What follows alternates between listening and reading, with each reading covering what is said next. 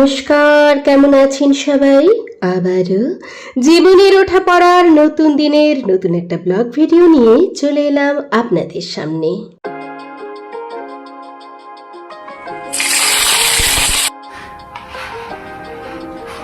এটা কিন্তু দারুণ সুন্দর।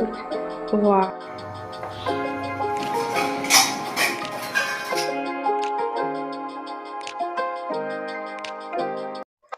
অসুস্থ শরীর হলেও সেই ভোর থেকেই শুরু করে দিয়েছি আমার দায়িত্ব, কর্তব্য আর ভালোবাসা, তার সাথে অবশ্যই সংসারের কাজ।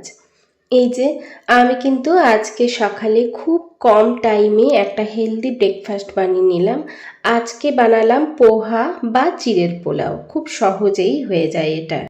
বাইরে পড়ছে বৃষ্টি, তার মধ্যে একে একে করে সবাই কিন্তু বেরিয়ে যাচ্ছে কাজে, কেউ স্কুলে।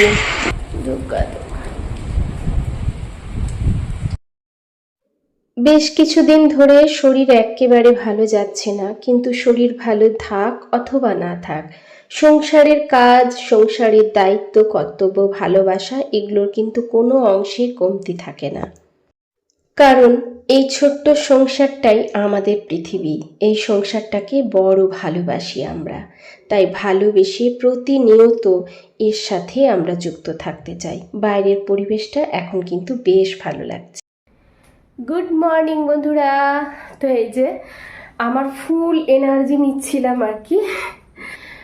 টিফিন খাওয়া হয়ে গেছে, পুজো আপনাদের দাদা দিয়ে দিয়েছেন, ঘর তো সমস্ত কিছু পরিষ্কার হয়ে গেছে। আর তারপরে একটু চুলটা একটু ভালো করে মানে আঁচড়ে নিচ্ছিলাম, আর তার সাথে কিন্তু সুন্দরভাবে প্রাকৃতিক সৌন্দর্য দেখে নিজের মনটাকে বেশ ভালো করে নিলাম। আজকে আসলেই সকাল থেকে আর ইচ্ছে করছিল না যে কিছু করি, মনেই হচ্ছিল না যে কিছু করি, কিন্তু কিছু করি বললে তো হবে না, যেগুলো করার সেগুলো তো করতেই হবে। তাই বাসি ঘরদোর পরিষ্কার টরিষ্কার করে তারপরে এই যে এই টাইমটা আমি তো বলেইছি, এই টিফিন খাওয়ার থেকে এই যে মানে আর কি রান্নাঘরে ঢোকার আগে একটুখানি নিজেকে রিফ্রেশিং করে নিই। তাতে প্রাকৃতিক সৌন্দর্য দেখেই হোক, 5 মিনিট গান শুনেই হোক, বা যাই করেই হোক। এমনিতেও আমি সকালবেলাতেও যদিও গান শুনতে শুনতে, তারপরে ঠাকুরের নাম শুনতে শুনতেই কাজগুলো করে থাকি। যাই হোক, দাঁড়ানো হয়ে গেছে, আর বেশি দাঁড়ালে হবে না, তাহলে রান্না বান্না দেরি হয়ে যাবে। চলুন এরপরে রান্নাঘরে যাই, সঙ্গে থাকুন, দেখতে থাকুন, আশা করছি ভালো লাগবে। তো বেশ কিছুদিন ধরে না এমন অসুস্থ লাগছে, ভালোই লাগছে না কাজবাজ করতে, তাও টুকটুক করে সমস্তটাই করে চলেছি আর কি। এই যে আজকে কেনা পনির আনা হয়েছে। আজকে ভাবছি যে কেনা পনির দিয়ে একটুখানি কিছু করব।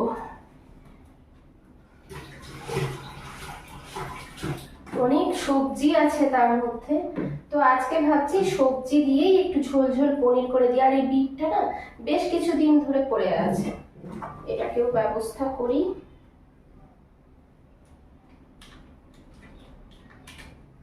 পনিরটাকে না আগে একটু গরম জলে ভিজিয়ে দিই। যেহেতু বাড়িতেই পনির করি, তার জন্য কেনা পনিরগুলো না একটুখানি গরম জলে নুন দিয়ে ভিজিয়ে দিলে বেশ নরম লাগে, কারণ কেনা পনিরগুলো অতটাও মানে নরম হয় না। তো তার জন্যই বাড়িতে করি। তো এখন আর সেই ক্ষমতা নেই আজকে, ওর জন্য কেনা পনিরই আনা হয়েছে, সেটাই করব। করে দিই আর একটুখানি কাটলেট করে দিই, দেখি কি করি। আর আজকে লাউয়ের খোসা ভাজবো না। ওই প্রথম দিন একদম কচি ছিল, বেশ ভালো লাগছিল। আজকে আমার আর ইচ্ছেই করছে না, মনেই হচ্ছে না যে কিছু করি, কিন্তু করতে তো হবে। তো তার জন্য আর কি হালকার মধ্যে দিয়ে সেরে দিই। কখনো কখনো দেখবেন এমন মনে হয় দিনের পর দিন চেষ্টা করেও সাফল্য যেন বারবার হাতছাড়া হয়ে যাচ্ছে। কখনো কখনো গভীর রাতে ঘুম ভেঙে যায়, হঠাৎ করে মনে হয় এইভাবেই কি আমাদের জীবন শেষ হয়ে যাবে? হয়তো এইভাবেই জীবনটা চলবে, এইভাবেই শেষ হয়ে যাবে।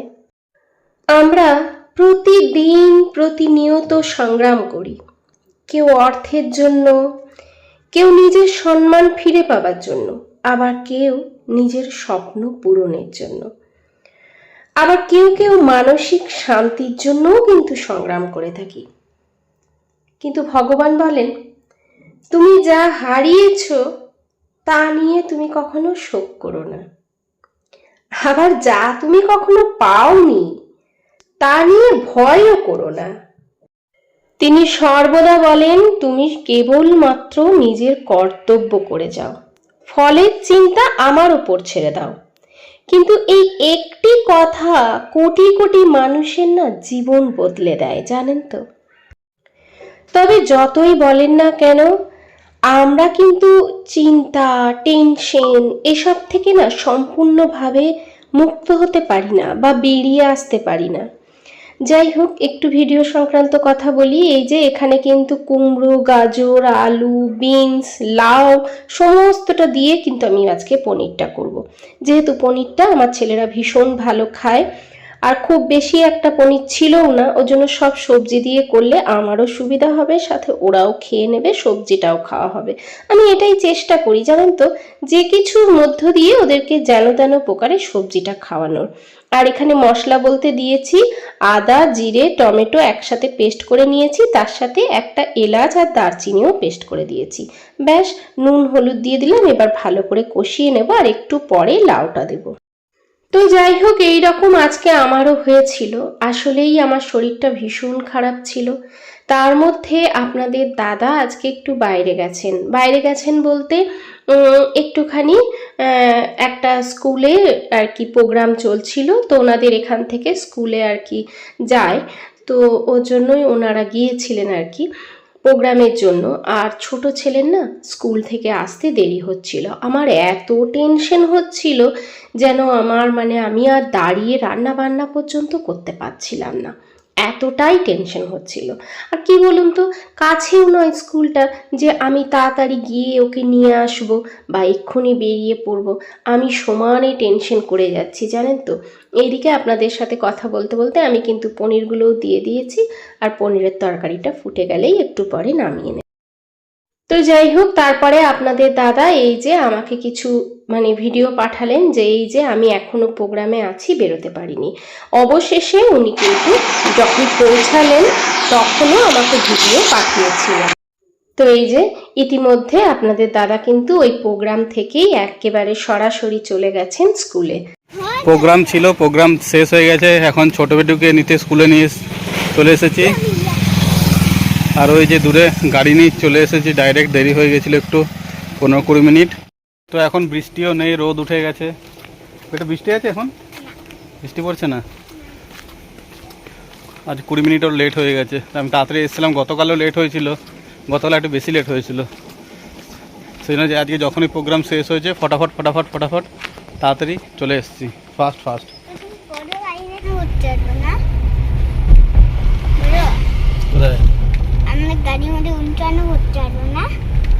উল্টো করে বসবে, তুমি পড়ে যাবে তাতে ফার্স্ট করে। চলে এসছে, চলে। আরে বাবলি, এটা কি? ইস,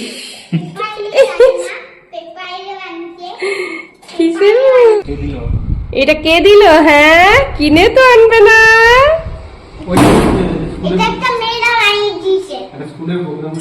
ও, স্কুলের প্রোগ্রামে গিয়েছিলে, ওয়েলকাম করেছে, সেটা আমাকে দেওয়া হচ্ছে সাজানোর জন্য, এটা তোমাকে দেওয়ার জন্য। ও আচ্ছা, ঘর সাজাবার জন্য। যাই হোক, থ্যাংক ইউ। ফুলটা কিন্তু দারুণ সুন্দর। ওয়াও, দাও দাও শোনা বাবা, আমার শোনা আমার। যাই হোক, ছোট ছেলে চলে এসছে, স্নান টান করিয়ে দিয়েছি।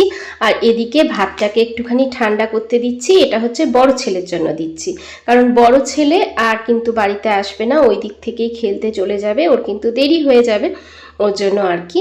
তো সেটাই ঠান্ডা করতে দিচ্ছি, ভাত আর তরকারি, তারপরে ঠান্ডা করে দিয়ে দেবো। ঠান্ডা না করে যদি টিফিন বক্সে ভরা হয় না, তাহলে নষ্ট হয়ে যেতে পারে। রেডি হয়ে গেছে, সবজিটা তো এদিকে হয়েই গেছে, এখন আছে কাটলেটটা বাকি।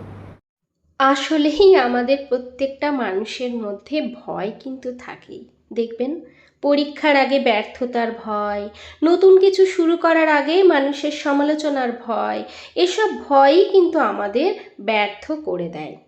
ভগবান বলেন, মানুষের অধিকার কর্মে, তুমি কেবল কর্ম করে যাও, ফল নয়। আমরা যখন আত্মবিশ্বাসের সঙ্গে কোনো কিছু করার উদ্যোগ নিই তখন ধীরে ধীরে ভয় কমে যায়। তাই যদি মনে করি স্বপ্ন ভেঙে গেছে, মনে রাখবেন স্বপ্ন ভাঙা মানেই সব শেষ হয়ে যাওয়া নয়। অনেক সময় একটা ভাঙা স্বপ্নই কিন্তু আমাদেরকে নতুন বড় উদ্দেশ্যের দিকে পৌঁছে নিয়ে যায়। তাই সব সময় স্বপ্ন ভাঙা মানেই যে আমাদের সব কিছু শেষ হয়ে গেছে, এমনটা কিন্তু কখনো ভাববেন না। এদিকে কিন্তু আমি ভেজ কাটলেটটা করতে নিয়েছি, আর আমি একেবারে পারছি না, এমন অবস্থা আমি কিন্তু আর দাঁড়িয়ে কাজ করতেই পারছিলাম না। এতটাই কষ্ট হচ্ছিল আমার যে আমি কোনো রকমে তারপরে কিন্তু অনেক কষ্ট করে এই মশলাটাকে করে তারপরে আমি রেখে একটুখানি শুয়ে পড়েছিলাম, কারণ আমার শরীর আর একেবারে চলছিল না। আমি যে দাঁড়িয়ে রান্না করব সেই রান্নাটুকুও করতে আমি পারছিলাম না। তার জন্য দেখুন এটাকে আমি রেডি করলাম, কোনো রকমে রেডি করে এখানে চাট মশলাও দিয়েছি, গরম মশলার গুঁড়োও দিয়েছি। তারপরে আমি শুয়ে পড়েছিলাম, একেবারে উঠে ওদেরকে খেতে দিয়ে দিয়েছি। ওদেরকে এখন কিন্তু ছোট ছেলেকেই খেতে দেবো, আপনাদের দাদাকে খেতে দেবো, আর আমিও একটু পরে উঠে খেয়েছিলাম, কারণ আমার শরীরটা ভীষণ খারাপ লাগছিল, আমি কিন্তু একদম পারছিলাম না। শেষে আবার চলে এসেছি বিকেলবেলায়, সন্ধেবেলা আর কি। ওই যে বলে মায়ের দায়িত্ব বড় দায়িত্ব, মায়ের কর্তব্য বড় কর্তব্য।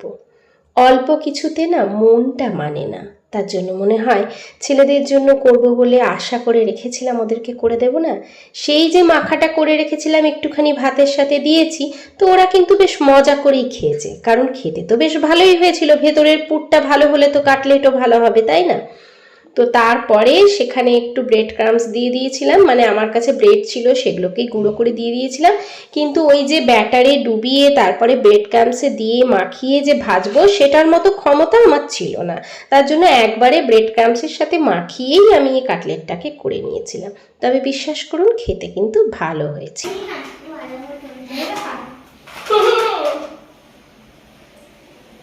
কে খাবে গো? এই চলে এসো, এটা খেয়ে দেখ তুই। Thank you welcome. এই এসো। যাই হোক সকালবেলায় করতে পারিনি, সন্ধ্যেবেলায় করে দিলাম, আমারও একটা ভালো লাগছে, কারণ ওদের জন্য করবো বলে ভেবেছিলাম তো যে আজকে কাটলেটটা করবো, ওদেরকে দিলাম, ওরা খেলো, বেশ ভালো লাগছে। যাই হোক এর মধ্যে কিন্তু খাওয়া দাওয়াও হয়ে গেছে রাত্রে, আর রান্নাঘর সব একেবারে পরিষ্কার করে নিচ্ছি। সকালবেলায় শুধুমাত্র দুপুরবেলায় না গ্যাসটাই ক্লিন করেছিলাম, আর কিছু ক্লিন করতে পারিনি, বললাম না শরীরটা এতটাই ক্লান্ত লাগছিল। পরিষ্কার করে নেবো, জিনিস জায়গায় রেখে দেবো। এই কাজগুলো করলে না রাত্রেবেলায় যদি সমস্ত জিনিসটা গুছানো থাকে তাহলে সকালটা বেশ সুন্দর হয়। দুপুরে ঘুমানোর পরে শরীরটা বেশ ভালো লাগছে অনেকটা, আসলেই ওই যে জ্বরটা হয়েছিল এতটাই উইক করে দিয়েছে যে একদম ভালো লাগছে না। তো যাই হোক রাত্রেবেলায় এই সমস্ত কাজগুলো কিন্তু আমি সবসময় করে রাখার চেষ্টা করি, তাহলে কিন্তু সকালে অনেকটা সুবিধা হয়। ঘরদোর পরিষ্কার করে বাসন টাসন মেজে সব জায়গার জিনিস জায়গায় রেখে দিলে নিশ্চিন্ত। তার মধ্যে কিছুটা কাটলেটও আমি কিন্তু করে রেখে দিয়েছি। কাটলেটের যে পুরটা সেটাকেই রেডি করে রেখেছি। এবার কি সকালবেলায় হয়তো কাটলেটটা ফ্রাই করে দিলাম আর অন্য কিছুর সাথে বা রুটি বা একটু ব্রেডের সাথে দিয়ে দিলাম, তাহলে ওদেরও হয়ে যাবে সকালের টিফিনটা, আর কি সকালে যে স্কুলে যাবে তার টিফিনটা। এইভাবে যদি একটু কাজগুলো এগিয়ে রাখতে পারি তাহলে কিন্তু অনেকটা সুবিধা হয়। যাই হোক আমার ভিডিওগুলো কেমন লাগছে জানাতে ভুলবেন না, আর যদি ভিডিওতে কোনো নতুন বন্ধু এসে থাকেন তাহলে বলবো অবশ্যই চ্যানেলটাকে সাবস্ক্রাইব করে পাশে থাকবেন, আর যদি একটু বেশি ভালো লেগে থাকে তাহলে ফ্রেন্ড আর ফ্যামিলির সাথে শেয়ার করতে একদম ভুলবেন না। আমার সমস্ত বন্ধুদের জন্য অনেক অনেক ভালোবাসা, আন্তরিক শুভেচ্ছা জানিয়ে আজকের ভিডিওটা এখানেই শেষ করছি। আবার দেখা হবে পরবর্তীকালে। টাটা।